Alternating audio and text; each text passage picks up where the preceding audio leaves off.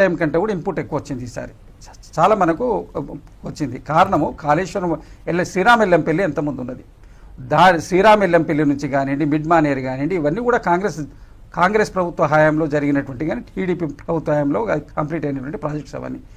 ఈ ప్రాజెక్ట్స్ను వీళ్ళు క్లెయిమ్ చేసుకొని ఇప్పుడు కాళేశ్వరం నుంచి అయితే 2 years నుంచి అయితే వాటర్ వస్తలేదు కదండి, 3 బ్యారేజీల నుంచి అయితే వాటర్ వస్తలేదు కదా, అది ఎక్కడి నుంచి వచ్చింది వాటర్ అంతా. ఇవన్నిటికి మించి ఒకసారి మీరు గణాంకాలు తీసుకోండి, స్టాటిస్టిక్స్ తీసుకుంటే ఆ 10 yearsలో కానీ 12 years ఉన్నంత వర్షపాతము అంతకుముందు 10 సంవత్సరాలు తెలంగాణలో ఉన్నదా? వర్షపాతం కూడా అత్యధికంగానే ఉన్నది. మన యొక్క కృషికి భగవంతుడి అనుగ్రహం ఉన్నది, కాలం అయింది కాబట్టి ఇంతో అంత పంటలు పండినాయి. విపరీతమైన వర్షపాతం 10-12 years కాళేశ్వరం నీళ్ళేం కాదండి. ఇప్పుడు మీరు చూడండి, మీరు ఒక 10 yearsలో కంటిన్యూషన్ వర్షపాతం మీరు తీసుకోండి, అంతకుముందు 10 years వర్షపాతం తీసుకోండి, దాన్ని బట్టి మీకు క్లారిటీ. గ్రౌండ్ వాటర్ ఇంప్రూవ్ అయింది. గ్రౌండ్ వాటర్ ఇంప్రూవ్ అయ్యేవరకు మేం చేసేది సరే. ఇప్పుడు సహజంగా కూడా ప్రకృతి అనుకూలిస్తే అక్కడ ఉన్న పాలకులకే పోతుంది దాని యొక్క క్రెడిట్. ఈ 2 ఏళ్ల నుంచి కూడా అనుకూలించింది, మాకు 2 ఏళ్ల నుంచి కూడా అనుకూలించిందండి.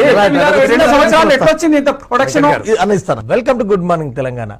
ఇవాళ జాతీయ